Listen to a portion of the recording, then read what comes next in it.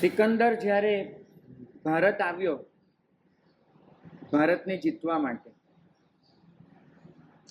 ત્યારે ગ્રીસથી નીકળતા પહેલા એને એના ગુરુને પૂછ્યું હતું કે તમારા માટે શું લેતો આવું, હું જઉં છું છેક ભારત સુધી, તમારા માટે શું લેતો આવું. ગુરુએ કહ્યું હતું કે મળે તો એકાદો સંન્યાસી લેતો આવું છું. ભારતમાં બહુ બધા સંન્યાસીઓ છે, એમાંથી જો કોઈ આવે તો એકાદ સંન્યાસી લેતો આવું છું. સિકંદર કે આવે એટલે એ તો લઈ આવીશ, એમાં શું છે, આવે એટલે લઈ આવીશ. સારું, બધાને એટલું કહું છું કે આવે તો લેતો આવજો બસ. સિકંદર ભારત આવ્યો, આખું ભારત લગભગ ફેંદી વળ્યો, ઉત્તર ભારત તો આખું જ જીત્યો, કર્યું બધું જ. પાછો નીકળ્યો. પાછા નીકળતી વખતે એને યાદ આવ્યું કે ગુરુએ મંગાવ્યા છે એક સંન્યાસી. એટલે સૈનિકોને કીધું કે જાઓ એક સંન્યાસી શોધી લાવો ક્યાંકથી, મારા ગુરુએ મંગાવ્યા છે, લઈ આવો. લાઈક કોઈક વસ્તુ એમ શોધી લાવવાની. પંજાબની આજુબાજુમાં હતા એ લોકો. એમ તો ભારતના સૈન્યએ સિકંદરને સજ્જડ હાર આપી, તો થોડુંક જીત્યો તો થોડુંક હાર્યો હતો, એટલે આમ ખુશી ના ખુશી બધું ભેગું હતું એનામાં. પણ કે ગુરુએ મંગાવ્યા છે તો લઈ જાઓ. સૈનિકોને કીધું જાઓ કોઈ સંન્યાસી શોધીને લઈ આવો. 3-4 કલાક થયા છે, સૈનિકો પાછા આવ્યા. સંન્યાસીને લીધા વગર આવ્યા હતા. કેમ? કોઈ સંન્યાસી નથી આજુબાજુમાં? જડ્યા નહીં? તો કે છે ને, એક મળ્યા, ગામની બહાર છે, બેઠા છે. તો કે થયું શું? એને લઈ આવો.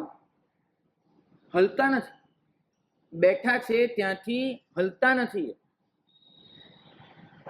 હલે નહીં એટલે શું? એને પૈસા આપો, એને કહો આપણી સાથે આવે, એને જોઈએ એટલા પૈસા આપો ભાઈ. મહારાજ આપ તો શિબિરોમાં હો, આપણા મહેલ જેવા તંબુમાં, એટલે સાહેબ માફ કરજો આપને ખ્યાલ ન હોય, પણ આ ભારતના સંન્યાસી છે, એ લોકોને પૈસા જેવું કંઈ હોતું નથી. એ પૈસાની પડી નથી હોતી એ લોકોને. પૈસા સિકંદરે તો આજ સુધી એ જ વસ્તુ જોઈ હતી કે પૈસા નાખી એટલે કાંઈ પણ ખરીદી લેવાય છે. ફર્સ્ટ ટાઈમ એને દુનિયામાં એવો કોઈ માણસ સાંભળવા મળ્યો હતો કે જેને પૈસાની પડી નહોતી.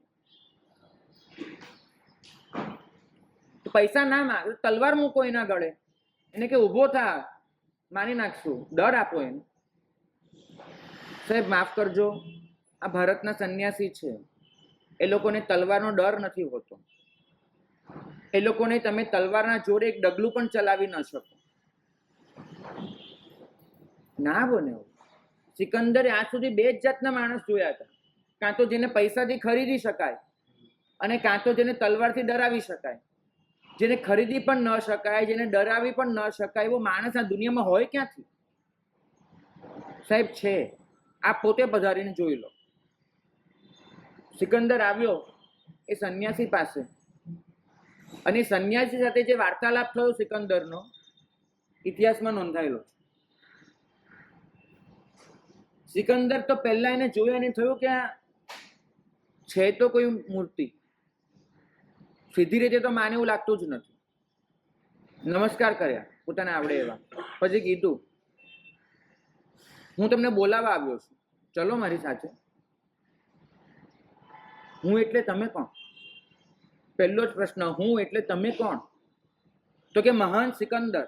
મહાન સિકંદર બોલાવે. સિકંદર ક્યારે પોતાનું નામ સિકંદર તરીકે નહોતો લેતો. ધ ગ્રેટ સિકંદર, મહાન સિકંદર. તું ક્યાંનો મહાન? મહાન હોત તો આટલું બધું આથડતો ને ફરતો નહીં હોત, શાંતિથી ઘરે બેઠો હોત. મહાન માણસે પોતાની મહાનતા શોધવા માટે દુનિયામાં ભટકવું નથી પડતું. એ લોકો ઘરે શાંતિથી બેઠા હોય છે, જ્યાં હોય છે ત્યાં. તું શાનો મહાન? અને જે વાર્તાલાપ ચાલ્યો, સિકંદરને સમજાયું કે આને સમજાવી શકાશે નહીં વાર્તાલાપમાં. લાંબો વાર્તાલાપ છે. છેલ્લે સિકંદરે એટલું જ કીધું કે સંન્યાસી તમે ઊભા નહીં થાવ તો આ તલવાર તમારા ગળે ફરી વળશે, તમારું ડોકું કપાઈને નીચે પડશે. અને એ સંન્યાસીએ જવાબ આપ્યો કે સિકંદર, આ ક્ષણે ડોકું કાપી નાખ, આ ક્ષણે. કારણ કે ડોકું કપાઈ ગયા પછી તું જેમ ડોકાને જોઈશ કે જમીન પર ડોકું પડ્યું છે, એ જ રીતે હું પણ જોઈશ કે ડોકું જમીન પર પડ્યું છે. તારા માટે કોઈકનું ડોકું કાપવું એ કોઈકનું ડોકું છે, મારા માટે પણ આ ડોકું કપાય કોઈકનું ડોકું છે, કેમ કે હું આ નથી. તું મને કાપી નાખે એનાથી મને કોઈ ફરક નહીં પડે. ડોકું કપાઈ જશે તો તું જેમ એને જોવાનો છે એમ હું પણ જોઈશ, કેમ કે તું મને કાપી શકતો નથી. આ ભારત છે, જે ભારત તમને દરેક ઘટનાને સાક્ષી ભાવે જોવાનું શીખવાડે છે. આ સંન્યાસ છે કે જે તમને દરેક ઘટનાથી અલગા કરી નાખે છે. મારે વાત કરવી છે એ નમી રાજાની. ત્યાં આપણે અટક્યા હતા પરમ દિવસે, કે નમી પોતે મિથિલાને જોઈને એમ કહી શકે છે કે મારું કાંઈ બળતું નથી, કેમ કે એ જ નમી પોતાનું ડોકું કપાઈ જાય તો એમ કહી શકે છે કે મારું કશું કપાતું નથી. જાતને આટલી અળગી કરી લેવી એ આપણા માટે નવાઈ ભરેલી વાત પણ છે, અને સાચી વાત એ પણ છે કે આપણે ત્યાં સુધી આ ભવમાં નહીં તો ભવાંતરમાં પહોંચવાનું પણ છે. અહીં સુધી પહોંચ્યા વગર મારો અને તમારો ઉદ્ધાર શક્ય નથી. કોઈ આપણું ડોકું કાપે અને ડોકાને આપણે કોઈકનું કપાય એવી રીતે જોઈ શકતા હોઈએ ત્યાં સુધી આપણે પહોંચવાનું છે. આટલી હદનો શરીર અને દેહનો ભેદભાવ અનુભવવો એ મારું અને તમારું લક્ષ્ય છે.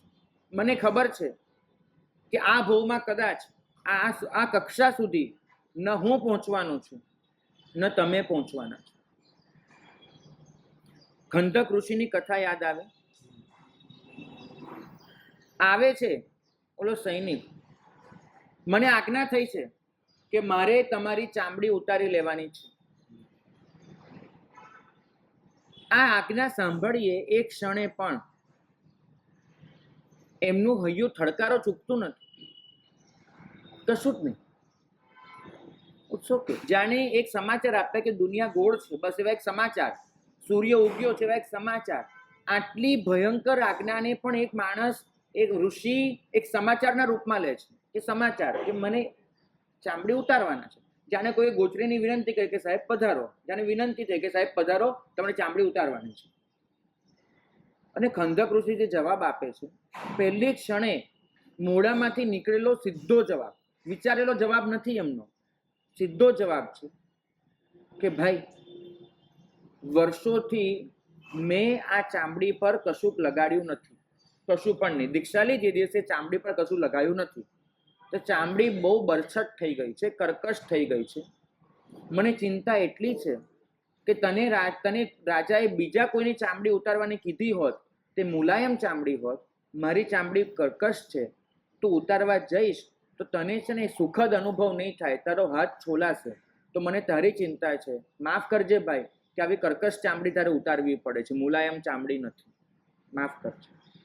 તું કે એ રીતે હું ઊભો રહું જેથી તને ચામડી ઉતારવાનું સહેલું પડે. કહો તેમાં રહીએ ભાયારે, તું કહે એ રીતે ઊભો રહો. આ જે જવાબ છે ને, આ ગોખેલો જવાબ નથી. ખંડક ઋષિનો આ જવાબ ગોખેલો જવાબ નથી, આ હૈયામાંથી નીકળેલો જવાબ છે. કેમ કે પહેલી જ ક્ષણે એ મહાત્મા સ્વસ્થ છે. આપણે સ્વસ્થતા શોધવા જવી પડે છે. આ લોકો અંદર સ્વસ્થતામાં જ ઉતરેલા હોય છે, એમને આપણી જેમ શોધવા નથી જવું પડતું. કારણ શું છે? કારણ કે જીવનમાં બનતી દરેક ઘટના એને એ લોકો સાક્ષી ભાવે જોઈ લે છે. હું મોટી મોટી વાતો નહીં કરું, આ આપણું લક્ષ્ય છે એટલું કહું છું. તમે આ કક્ષા સુધી પહોંચો એવું હું નહીં કહું, કારણ કે મને ખબર છે કે આપણને તો કોઈ ચપ્પુ લઈ અને ખાલી ચામડીનું એક આટલું છોતરું ઉખાડે ને, આટલું પણ, તો એ આપણે સહન કરી શકવાના નથી. તમે ક્યાં કહેતો હતો? બરાબર. અહીંયા હોઈએ છીએ ત્યાં સુધી આપની વાત, ભગવાનની વાત બહુ સારી. એવા 10:30 નીચે ઉતરા બધું બને છે. આ મુક્તમ તત્વી રમણું જે સંદર્ભ પૂરી સ્વરૂપ ક્યાંથી કરવું સંસારમાં? બિલકુલ. ઘરે જઈને, ઓફિસે જઈને, બજારમાં જઈને, દરેક જણને મળીને હું આ જ પ્રશ્ન પર આવવાનો હતો કે શરૂઆત આપણે ક્યાંથી કરવી. બહુ સાચી વાત છે. One step is enough. સૌથી પહેલું તમે ડગલું ભરશો ને એટલું પૂરતું છે, પણ પહેલું ડગલું ભરવું પડશે. ડગલું એ ભરો જે ડગલું ભરવાની મેં શરૂઆત કરી છે, ત્યાંથી તમે શરૂઆત કરી શકો છો. ચોક્કસ કહું છું કે ખંડક ઋષિ સુધી આપણે આ ભૂમાં પહોંચવાના નથી. પહેલા તો એટલું સ્વીકારી લો કે આપણે એક અક્ષર સુધી આ ભૂમાં પહોંચી શકવાના નથી, પણ એ તરફ ગતિ થઈ શકે છે. આપણે ત્યાં બે મોટી ખોટ છે. કાં તો એટલા મોટા લક્ષ્યો બાંધી લઈએ છીએ કે જ્યાં પહોંચી જ નથી શકવાના, પરિણામે આપણી સાધના જ આગળ નથી વધતી, અને કાં તો એવા મોટા લક્ષ્યો પામી નથી શકવાના એવું સ્વીકારીને સાધનાની શરૂઆત જ નથી કરતા. ડરના માર્યા બેસી જઈએ છીએ. નહીં, તમે સ્પષ્ટ રહો કે મારે આ ભોમાં કે આવતા ભોમાં ત્યાં સુધી પહોંચવાનું છે. પહેલી વાત એ સ્વીકારી લો કે મૃત્યુ એ પૂર્ણ વિરામ નથી. તમારી સાધના પર મૃત્યુ પૂર્ણ વિરામ મૂકતું નથી. માત્ર એક નવેસરથી શરૂઆત થાય છે, એક નવી શરૂઆત, નવી રીતની શરૂઆત. તમે જ્યાં છો ત્યાંથી તમે બહુ પાછા નથી ફરતા. હરિભદ્ર મહારાજે કહ્યું છે કે આપણે અહીંથી દેવલોકમાં ગયા તો સાધના અટકી નથી જતી. સાધના થોડોક વખત આરામ કરે છે. અટકી જવું જુદો મુદ્દો થયો, આરામ લેવો જુદો મુદ્દો થયો. એમને કલ્પના કરી છે કે આપણે પાટલીપુત્રમાં હોઈએ અને કાન્યકુબ્જ એટલે કનોજ જવા નીકળે. આજનું પટના એ પાટલીપુત્ર, આજનું કનોજ એ કાન્યકુબ્જ. કોઈક માણસ ઘોડા પર ચડી અને પટનાથી કનોજ જવા નીકળ્યો. એક દિવસમાં સ્વાભાવિક રીતે ઘોડામાં તમે પટનાથી કનોજ પહોંચી શકવાના નથી, તો તમારે રાત્રે મુકામ કરવો પડશે. કોઈ સરાઈ શોધવી પડશે. ત્યાં આગળ તમે જશો, ઘોડો બાંધી દેશો, ઘોડાને ખવડાવશો, તમે પણ ખાશો, પીશો, નાશો, ધોશો, ફ્રેશ થઈને સૂઈ જશો. સવારે ઉઠીને પાછી આગળ વધારી દેશો યાત્રાને. સેમ વસ્તુ અહીંયા છે કે તમારે તમારી યાત્રા એ કન્ટિન્યુ જ કરવાની છે. વચ્ચે રસ્તામાં તમે દેવલોકમાં થોડોક આરામ લઈ લો છો. આ ભોમાં અહીંયા ઘણી સાધના કરી, દેવલોકમાં થોડોક આરામ કર્યો, પાછી સાધના ઉઠીને કન્ટિન્યુ કરી, તો મૃત્યુ તમારી સાધનાને અટકાવી શકતું નથી. તો તમારું લક્ષ્ય નક્કી છે, મારું લક્ષ્ય નક્કી છે કે મારે ત્યાં સુધી પહોંચવું છે કે ડોકું કપાય, એ કોઈકનું ડોકું કપાય છે એ રીતે હું જોઈ શકું. ચામડી ઉતરે તો કોઈકની ચામડી ઉતરે છે એ રીતે હું એને જોઈ શકું. મારે ત્યાં સુધી પહોંચવું છે. પહોંચવા માટે પહેલું સ્ટેપ કયું? આ પ્રશ્ન સૌથી મહત્વનો છે. સૌથી પહેલી વાત, તમારે શરૂઆત જો કરવી હોય તો તમે થાવચ્ચા પુત્રના દૃષ્ટાંતથી કરો. થાવચ્ચા પુત્ર, આનું દૃષ્ટાંત જે રીતે આપણને શાસ્ત્રોમાં મળે છે, તમે ત્યાંથી શરૂઆત કરીશું. થાવચ્ચા પુત્ર છે એટલો કોમળ જીવ, એટલો રુજુ જીવ પોતે, કે દુનિયામાં કાંઈ પણ થાય એની અસર એના પર થાય. કાંઈ પણ બને છે એવું કે એક વખત પોતે બેઠા છે પોતાના મહેલમાં, હવેલીમાં, અને બાજુમાં કોઈકના ઘરે વાજા વાગે છે. કોઈ સંતાનનો જન્મ થયો છે અને વાજા વાગે છે. તો થાવચ્ચા પુત્ર એટલા આનંદિત થઈ ઉઠે છે વાજાનો અવાજ સાંભળીને. ખૂબ આનંદ, ખુશ થઈ જાય છે. માતા પાસે જાય છે કે માતા બહુ મજા આવી ગઈ, આમ થયું તેમ થયું, બધું બોલે છે કે અહો મેં આનંદો વગેરે વગેરે. એમ કોઈકના ઘરે વાજા વાગ્યા, ખુશ થયા. થોડા વખત પછી એવું બને છે કે બીજા કોઈક ઘરે કોઈકનું મૃત્યુ થાય છે. તે શોકના કકળાટના જે અવાજ આવે લોકોના રડવાના, એ સાંભળે છે તો પોતે ઉદાસ થઈને સૂઈ જાય છે. એટલો ઉદાસ થઈ જાય છે એ જીવ, કારણ કે કોઈકના ઘરે શોક થાય એનાથી ખમાતું નથી. અહો મેં નિરાનંદો વગેરે. શાસ્ત્રકાર ભગવંતો કહે છે કે થાવચ્ચા પુત્રની રુજુતા એ કબૂલ છે, પણ ઘટનાઓ બદલાય એવી રીતે ખુદની મનોદશાને પણ બદલતા જવું, આ વસ્તુ કબૂલ નથી. થાવચ્ચા પુત્ર માટે કોઈકના ઘરની ઘટના એ પોતાના ઘરની ઘટના બની જતી હતી. કેમ કે એમને દરેક ઘટનાને પોતાની સંવેદનાના સ્તરે લેવાનું શરૂ કર્યું. એમના માટે બનતી ઘટના એ માત્ર જાણકારી નહોતી, દરેક ઘટના સંવેદનાનું કારણ બનતી હતી. માણસે સંવેદનશીલ ચોક્કસ બનવાનું છે, સંવેદના ખતમ નથી કરી નાખવાની. કોઈકની ખુશી એ આપણી ખુશી બનવી જોઈએ. કોઈકનું દુઃખ આપણું દુઃખ બનવું જોઈએ, એની મનાઈ નથી. મનાઈ એ વાતની છે કે એના પરિણામે રાગદ્વેષ ન થવા જોઈએ. અને એ જ વસ્તુ આપણી સાથે બનતી દરેક ઘટનામાં. ભાગ્યશાળી તમે શરૂઆત અહીંથી કરી શકો. તમારી સાથે આખા દિવસમાં જે પણ બને છે, જે પણ કોઈકનું આપણું સગાનું હોય, પરિણામનું એવી રીતે રાગદ્વેષ નહીં થવા જોઈએ. એના સંવેદનાના સ્તરે તો રાગદ્વેષ તો થાય જ છે આપણે. પહેલા પોતાના માટેથી શરૂઆત કરો, પછી બીજાનું વિચારીએ.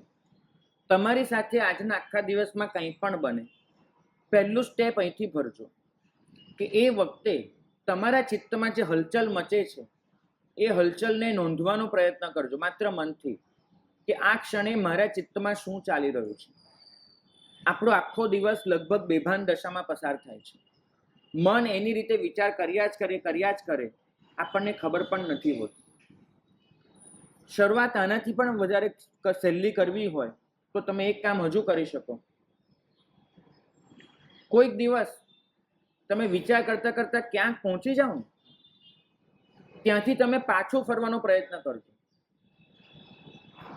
કે હું આ વિચાર સુધી કેવી રીતે પહોંચ્યો, અહીંયા સુધી. તમે જોજો તમને મથુરાના ભગવાન યાદ આવશે. પહેલા ધારો કે તમે ત્યાંથી શરૂઆત કરી કે હું મથુરા ગયો હતો, તમે ભગવાન જોયા હતા.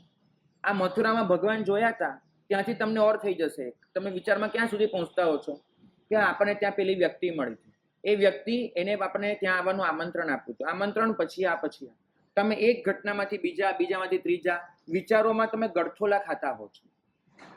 જો આ પરંપરાને રોકવી હોય તો તમારી પાસે એક જ ઉપાય છે, તમે ઊંધી શરૂઆત કરો. ટૂંકમાં તમે વિચારમાં જ્યાં પહોંચ્યા ત્યાં કેવી રીતે પહોંચ્યા, કયા વિચારથી આ વિચાર આવ્યો હતો, એ વિચાર ક્યાંથી આવ્યો હતો, એમ પાછળ ફરતા જાઓ. તમે જોશો કે વધુમાં વધુ 4 થી 5 વિચાર પછી તમને યાદ જ નહીં આવે કે તમે આ વિચાર સુધી ક્યાંથી પહોંચ્યા હતા. તમને ચેન જ નહીં જડે. જો એ તમે એ સાંકળ શોધી શક્યા, ચેન શોધી શક્યા કે ક્યાંથી આ વિચાર આવ્યો હતો, તો તમારા વિચારો બંધ પડવાની શરૂઆત થશે. પ્રયત્ન કરજો, પ્રામાણિકતાથી કરજો. તમે જે પ્રશ્ન પૂછ્યો છે એ સાચા દિલથી પૂછ્યો છે, હું માનું છું કે તમારે ખરેખર અટકવું છે. જો અટકવું હોય તો મગજ પર આટલું જોર આપવાનો પ્રયત્ન કરજો. તમારો છેલ્લો વિચાર એ તમારી જાણમાં હોય છે, પણ તમારો પહેલો વિચાર તમારી જાણમાં નથી હોતો કે આ છેલ્લો વિચાર શેમાંથી આવ્યો. પાછળ જઈ અને પહેલા વિચારને પકડજો, તો તમને તમારી વિચારોની ઘટમાળ સમજાશે. અને આ જો સમજાશે તો તમને સાક્ષી ભાવ ઘણો સહેલો પડશે, રાગદ્વેષથી બચવું સહેલું પડશે. બોલો ને.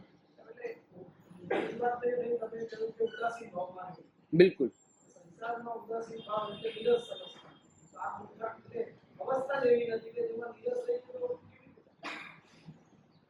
સંસારમાં નીરસ રહેવાનું નથી કહેતો, ઉદાસીન રહેવાનું કહું છું.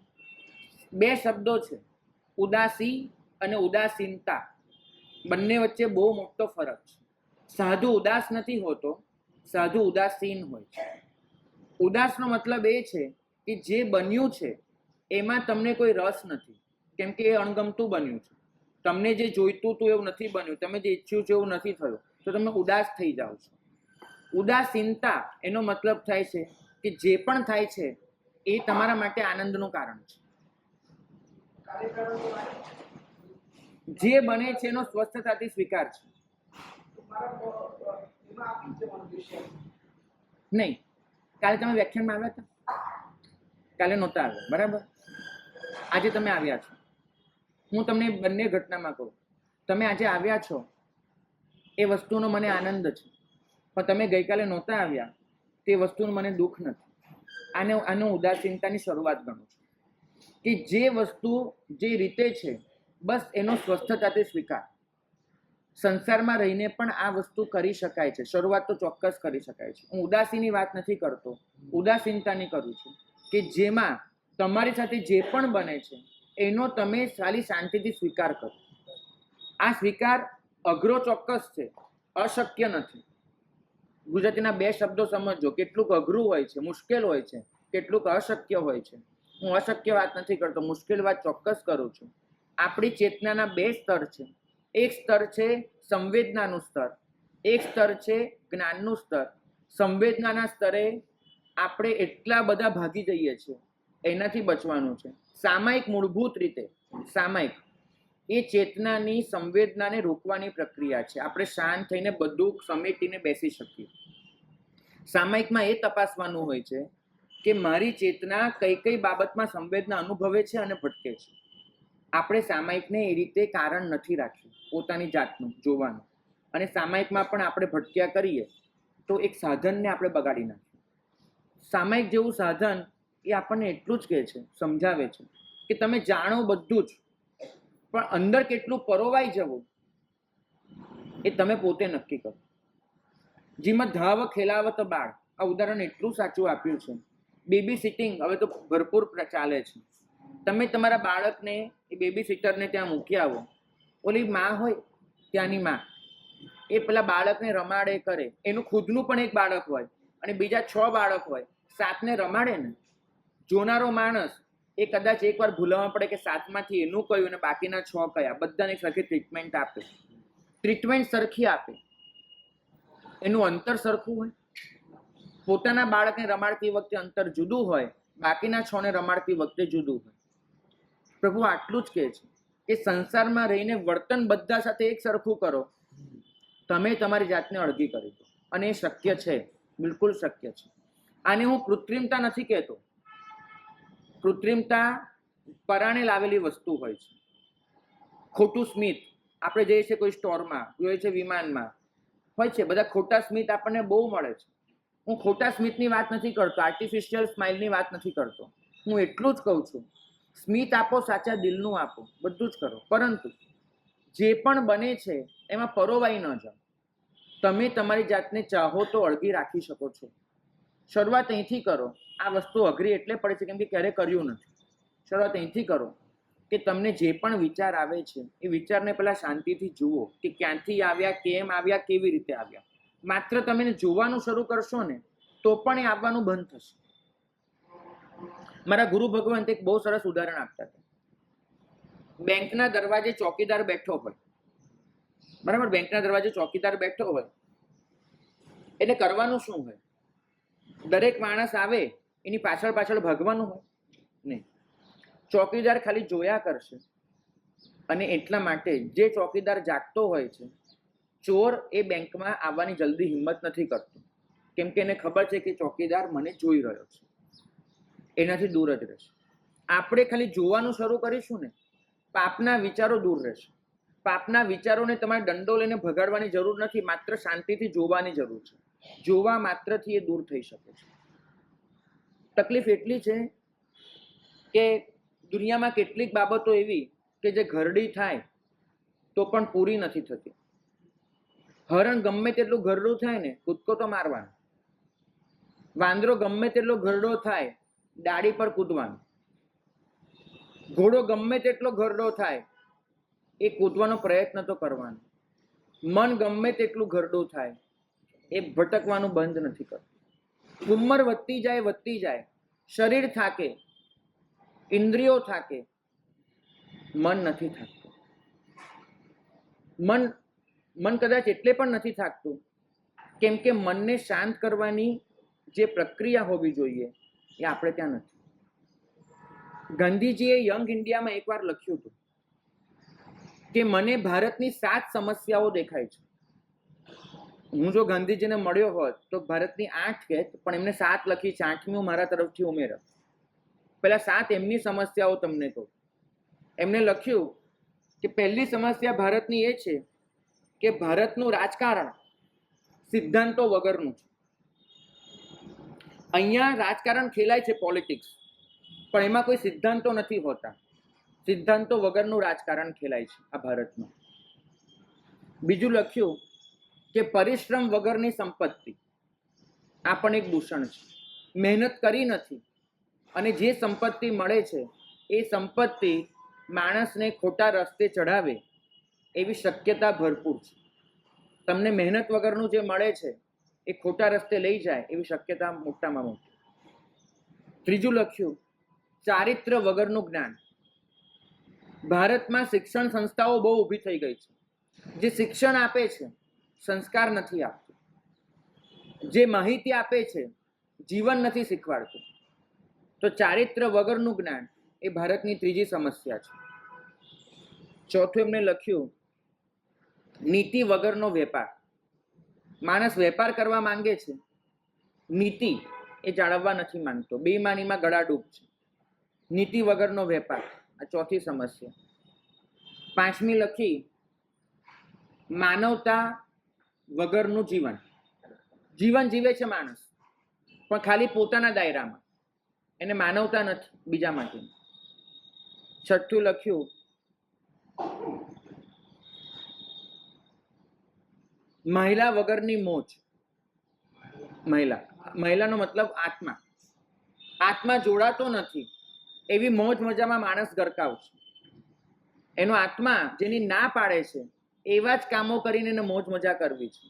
તો મહિલા વગરની મોજ, અને એમાં પણ કૃત્રિમ મોજ. કોઈના કીધે એ કશેક જતો રહે છે, જોડાઈ જાય છે, જોઈ લે છે, એને વાસ્તવમાં અંદરથી ખરેખર ખુશી નથી મળતી તો પણ એ કર્યા કરે છે. તો મહિલા વગરની મોજ. અને સાતમું ત્યાગ વગરની પૂજા. એને ભગવાનની પૂજા કરી લેવી છે પણ ભગવાનને સમર્પિત નથી થવું. એને ભગવાનને કોઈ વસ્તુ આપી દેવી છે, પોતાનું જીવન સમર્પણ નથી કરવું. તો ત્યાગ વગરની પૂજા, આ સાતમી સમસ્યા. અને મને કે તું આઠમી સમસ્યા ઉમેરત, જે મને જૈનોમાં દેખાઈ રહી છે બહુ મોટા પાયે, આધ્યાત્મિકતા વગરની ધાર્મિકતા. આધ્યાત્મિકતા નથી, આત્માનું કોઈ લક્ષ્ય નથી, અને એના વગરની ધાર્મિકતા છે. આવી ધાર્મિકતા બહુ ખોખલી હોય છે, પોલી, આમ ટકોરો મારે તો તૂટી જાય એવી. તો આધ્યાત્મિકતા વગરની ધાર્મિકતા એટલી બધી પ્રવેશી ગઈ છે, કારણ કે આપણને એક સામાન્ય પ્રશ્નનો જવાબ જ નથી સમજાતો કે આપણે ખરેખર શેના માટે ધર્મ કરીએ છીએ, શેની પાછળ ભાગવું છે, શેના માટે ધર્મ કરવું છે. મેં હમણાં સાધુઓને વાચનામાં કહ્યું હતું કે જૈન ધર્મ એનું લક્ષ્ય શું છે એ પ્રશ્નનો જવાબ દુનિયા પૂછી રહી છે અને આપણે આપવો પડે. અને સરેરાશ જૈનને આ પ્રશ્નનો જવાબ જ નથી ખબર, એ તો સમજાય છે, પણ જૈનોમાં જે ઉપરના સ્થાને છે એને પણ નથી ખબર કે જૈન ધર્મ એક્ઝેક્ટ આ દુનિયાને આપવા શું માંગે છે, નથી ખબર. આ જે આપણી પરિસ્થિતિ છે કે પ્રેય અને શ્રેય બંને વચ્ચેથી આપણને શું જોઈએ છે ખબર નથી. પ્રેય એટલે જે મારી ઇન્દ્રિયોને ગમે છે, જે મારા મનને ગમે છે, એ બધું પ્રેય છે. જે મારા શરીરને ગમે, ઇન્દ્રિયોને ગમે, મનને ગમે, અને મારા આત્માને ગમે તે શ્રેય છે. આ શબ્દો અઘરા લાગે તો છોડી દેજો, પણ એટલું યાદ રાખજો કે કશુંક જો મારા મનને ગમે છે અને જો કશુંક મારા આત્માને ગમે છે, બંને એક સાથે તો નથી મળવાનું. તમારે ધર્મ કરવાનું લક્ષ્ય પકડવું પડશે કે તમને ખરેખર જોઈએ છે તો શું જોઈએ છે. બેમાંથી એક પર તમારી પસંદગી ઉતારવી પડે. અને આપણી આ પસંદગીમાં હંમેશા આપણે થાપ ખાઈતા રહ્યા છે, હંમેશા થાપ ખાધી છે. એક ડગલું પૂરતું હોય છે કોઈ પણ બાબત તરફ આગળ વધવા માટે. એક ડગલું. જરૂરી નથી કે તમને છેક સુધીનું સમજાતું હોય. મારા ગુરુ ભગવંતે એક વખત એક ખેડૂતની વાર્તા કહી હતી, લગભગ એમના શબ્દોમાં જ આ કથા કહું. એક ખેડૂત સવારમાં ઉઠ્યો અને ગામની બહાર એક મોટો પહાડ હતો. એને નક્કી કર્યું કે મારે આ પહાડ ચડવો છે. રાત્રે નક્કી કરીને સૂતો હતો, એટલે સવારે ઉઠી અને નાહી ધોઈ અને પહાડ તરફ જવા નીકળ્યો.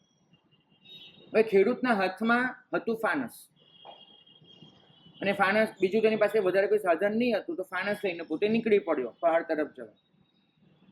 પહાડ તરફ જાય છે, અચાનક એને જોયું કે પહાડની તળેટીમાં એના જેવો જ એક બીજો માણસ એમને એમ બેઠેલો છે. એ પેલાને કહ્યું કે ચલ શરૂ કર ચડવાનું, બેઠો કેમ છે? તો કે મારી પાસે એ ફાનસ જ છે, 3 ફૂટથી વધારે અજવાળું પાથરતું જ નથી આ ફાનસ. પહાડ આટલો મોટો, તું જો તને પહાડ પર કઈ દેખાય છે? ફાનસમાં કશું દેખાય છે? કશું નથી દેખાતું. ચડવાનું તો ચડવાનું કઈ રીતે? આપણને દેખાવું તો જોઈએ ને રસ્તો. ખેડૂતે એક જ જવાબ આપ્યો, પણ એ જવાબ તમને પૂછું કે તમે હોત ખેડૂતની જગ્યાએ તો તમે શું જવાબ આપો? ધારો કે ખેડૂતની જગ્યાએ તમે હો તો તમે શું જવાબ આપશો? આપણે ફાનસ બંને સાથે છીએ. એક ડગલું હું ચાલીશ એ ડગલું મારું અજવાળામાં હશે, પહેલું ડગલું મારું અજવાળામાં હશે, અને એ ડગલું ભરીશ તો મને પાછો એટલો રસ્તો દેખાવાનો છે. તમને ભલે છેક સુધીનું દેખાતું ન હોય, એટલું અંધારું ચોક્કસ હોય, તમારું દરેક ડગલું પ્રકાશમાં હશે, એટલો ભરોસો તો રાખો કે તમે એક એક ડગલું જે ભરશો એ ડગલું તો પ્રકાશમાં જ હોવાનું છે. આપણને ચોક્કસ મોક્ષ સુધીની સફર ખબર નથી. આપણને ચોક્કસ એ નથી ખબર કે ખંડક ઋષિ કેમ બનાય છે. આપણને એ નથી ખબર કે નમી રાજાશ્રીની જેમ આ મિથિલા મારી નથી એમ કેમ કહીને ઊભા રહી જવાય છે. પણ આપણને એટલી તો ખબર છે કે પહેલું ડગલું કેવી રીતે ભરી શકાય છે. એક ડગલું તો ચાલો, એક ચાલશો, પરમાત્મા બીજું ડગલું દેખાડી દેશે કે બીજું ડગલું અહીંયા છે, ત્રીજું અહીંયા છે. તમારે આત્માના અવાજને સાંભળવો પડશે.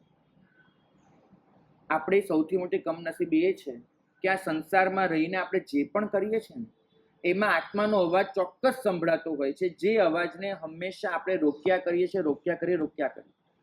ગમે તેવો આતંકવાદી એને પણ બોમ્બ નાખવાની ક્ષણે એક અવાજ તો અંદરથી આવતો હોય છે કે ભાઈ તું ખોટું કરી રહ્યો છે. પણ જાણી જોઈને આપણે બહેરા થઈએ છીએ અને એ અવાજ સાંભળવાની દરકાર નથી કરતા, તો જ આપણે પાપ કરી શકીએ છીએ. એ સિવાય પાપ કરવું શક્ય જ નથી. બોલવાનું એટલું બદલાઈ ગયું છે આપણા માટે. તમને ખબર છે, એક વખત મને ભાઈએ પ્રશ્ન પૂછ્યો હતો. એને ક્યાંકથી ભગવતી સૂત્ર એનું શ્રવણ કરવાનું થયું હશે. ભગવતી સૂત્રમાં ગોશાલક જ્યારે ભગવાનને મળવા આવે છે ત્યારે ગોશાલકને ભગવાન જે શબ્દોમાં ઠપકો આપે છે એ શબ્દો એટલા તો આકરા છે કે તમને એમ થાય, ખાલી એટલો પાર્ટ અલગ કરીને વાંચો તો તમને એમ થાય કે પ્રભુ આટલી આકરી ભાષામાં બોલી શકે. ભલે હિતબુદ્ધિથી આપણે એને ઘટાવી લઈએ કે પ્રભુ આટલી આકરી ભાષામાં કહી શકે કોઈને. ગોશાલકની એમને 100% નિંદા જ કરી છે. ગોશાલક, તું જે કરે છે જ નહીં. તું સત્ય એમને બિલકુલ નિષ્કપટ ભાવે કહી દીધું છે કે તું આવો છે. આપણને પ્રશ્ન થાય કે પ્રભુ શું કરે છે? પણ સરદાર વલ્લભભાઈ પટેલની એક ઘટના વાંચી ત્યારે મને સમજાયું કે આવા જે મહાપુરુષો હોય છે આવા જ હોય છે. સરદાર વલ્લભભાઈ એમની આગળ એક વખત કાશ્મીરના બક્ષી કરીને એક નેતા હતા, આવ્યા, મોહમ્મદ બક્ષી. એ વખતના બેઠા, વાતમાંથી વાત નીકળી શેખ અબ્દુલ્લા વિશે. એ વખતે કાશ્મીરના નેતા હતા શેખ અબ્દુલ્લા, એના વિશે વાત નીકળી. સરદાર વલ્લભભાઈએ શેખ અબ્દુલ્લાની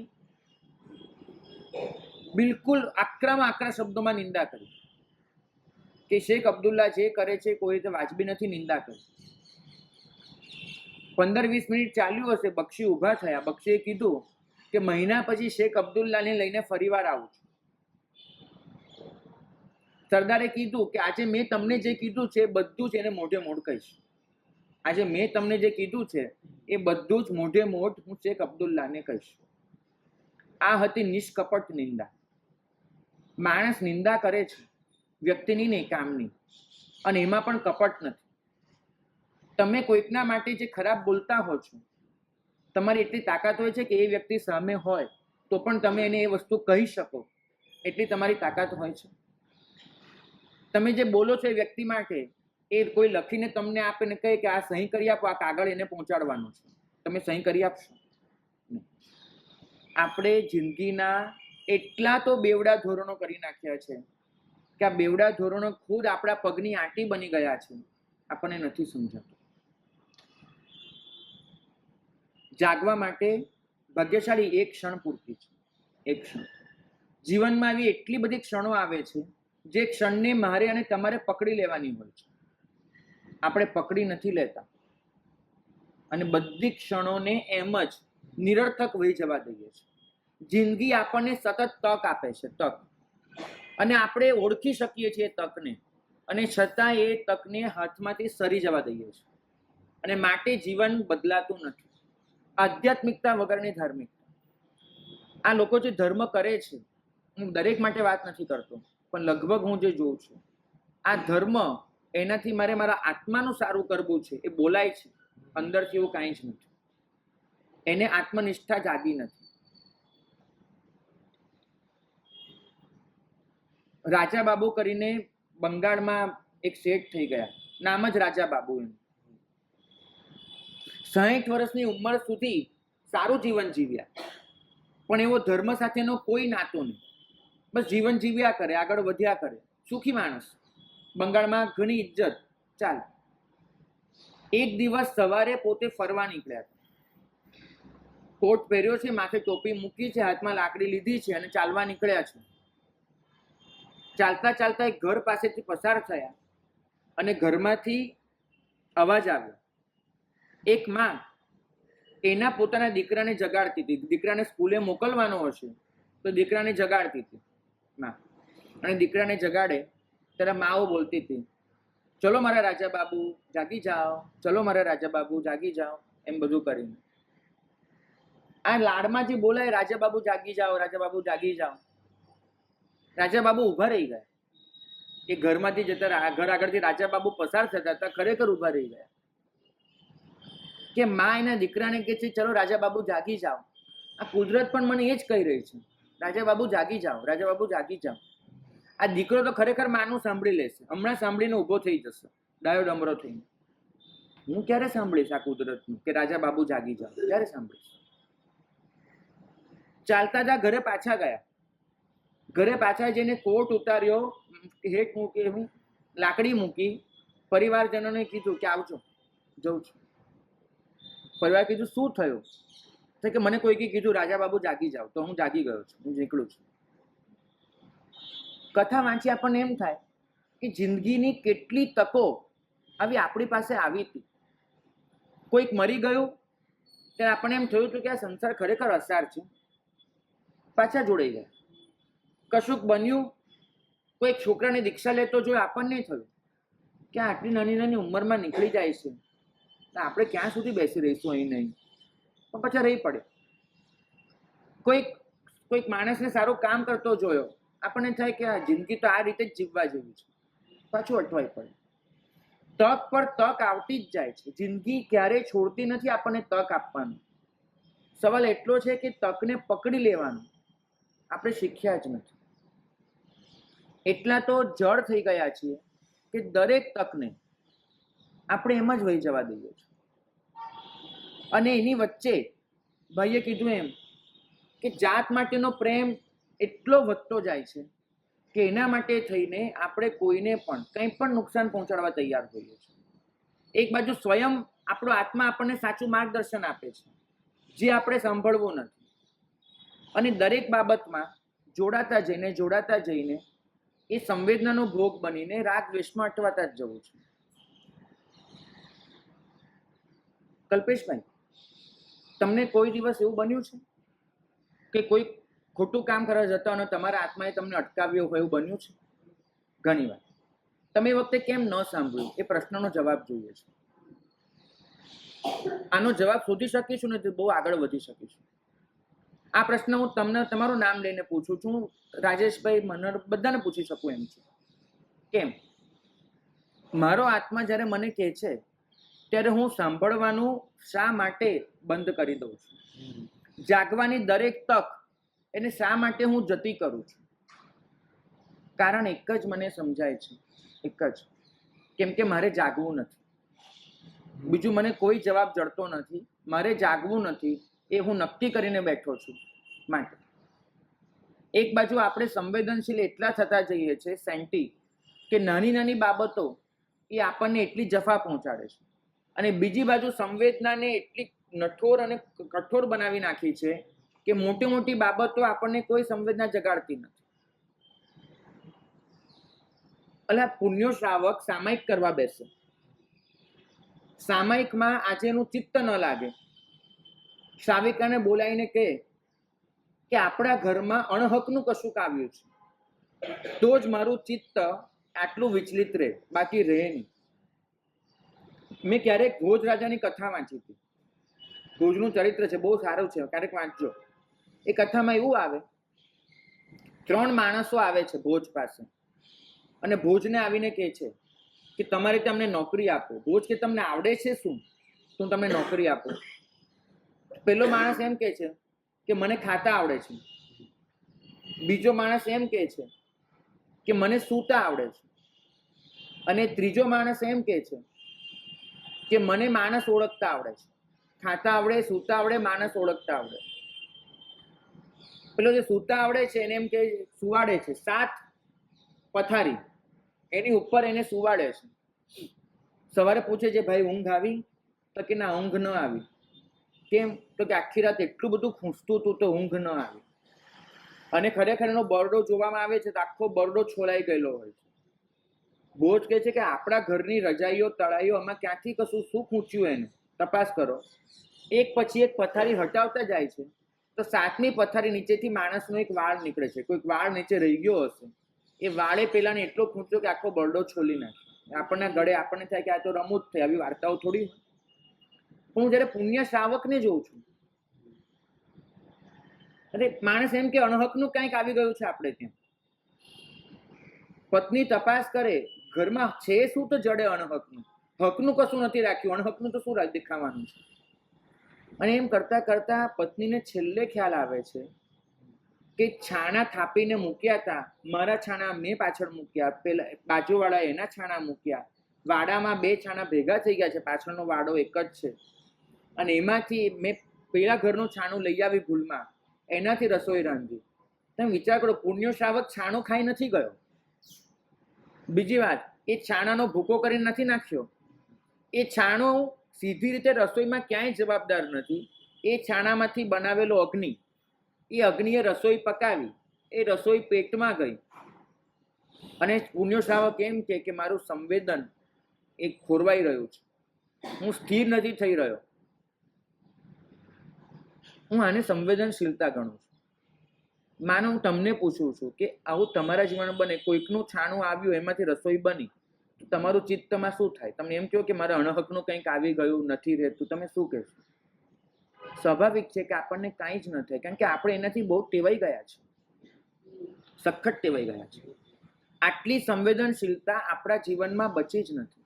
એક છાણું, એની આગ, એની રસોઈ, એ રસોઈ પેટમાં જાય અને એનાથી મારી સંવેદનશીલતા ફરી જતી હોય, આટલો હું ટેવાયેલો જ નથી. કારણ એક જ છે, કેમ કે હંમેશા જે પણ બન્યું છે એને આપણે જોવાની ટેવ નથી રાખી. બસ એમાં તણાઈ ગયા, વહી ગયા, જોડાઈ ગયા. મેં તમને એક ટાસ્ક આપેલો, આજે ફરીથી આપો. જો ખરેખર બચવું છે તો લખજો. માત્ર આ વસ્તુ સાંભળીને જતા નહીં રહેતા, અહીંથી બહાર નીકળીને લખજો. આજની કોઈ પણ એક ઘટના, એ વખતે તમારા મનમાં શું થયું હતું, એ પહેલેથી છેલ્લે સુધી જોવાનો પ્રયત્ન કરજો, થર્ડ પાર્ટી બનીને. જો તમે આ જોઈ શક્યા તો જ તમે તમારામાં મૂળભૂત રીતે કોઈ પરિવર્તન લાવી શકશો. જો તમે આ જોઈ ન શકો તો નક્કી માનજો કે આ જિંદગી જે અહીંયા આવ્યા છીએ, પ્રભુને પામ્યા, આ ધર્મ પામ્યા, બધું આમને આમ વહી જશે. તમે આનાથી બહાર નહીં નીકળી શકો. પ્રશ્નો આપણે સતત પૂછ્યા કર્યા છે, વ્યાખ્યાનો આપણે સતત સાંભળ્યા કર્યા છે, પણ ક્યારે પણ એનાથી મારામાં કોઈ પરિવર્તન આવે છે કે નહીં એની દરકાર નથી કરતી. દિવસ જાગી જવાનો છે. બિલકુલ હતું. સિંહ બકરીના ટોળામાં ભેગો થઈ ગયો છે, તો સિંહ એમ જ સમજે છે કે હું બકરી છું, બકરી છું, બકરી છું. ઈસપની કથામાં આવે છે. પણ એક દિવસ સિંહ એ પોતે જઈને ઊભો રહી જાય છે તળાવ આગળ, અને તળાવમાં જુએ છે કે આ બધી દેખાય છે એના કરતાં મારું પ્રતિબિંબ જુદું છે. એને ખબર પડી જાય છે કે હું સિંહ છું. પછી સિંહ બકરીના ટોળામાં રહેશે. સિંહને જે દિવસે સમજાઈ ગયું કે હું સિંહ છું, એ દિવસે બકરીના ટોળામાં નહીં રહે. તમને જે દિવસે સમજાઈ જશે, જે દિવસે સાચે સાચ કે આના માટે મારો જન્મ નથી, એ દિવસે તમે 100% એનાથી મુક્ત થઈ જશો. તો આ મુક્ત થવાની ઘટના છે, આત્માના અવાજને સાંભળવાની ઘટના છે, આધ્યાત્મિકતા કેળવવાની ઘટના છે. આ બધું જ સાક્ષી ભાવે જોવાની ઘટના છે. મારું ડોકું ખરી પડે અને છતાંય એ ડોકા સાથે હું જોઈ શકું કે હું ગયો, ત્યાં સુધી પહોંચવાની ઘટના છે. આ બધું જીવનમાં આવે એના માટે મહેનત કરીએ, એ જ મંગલ કામના.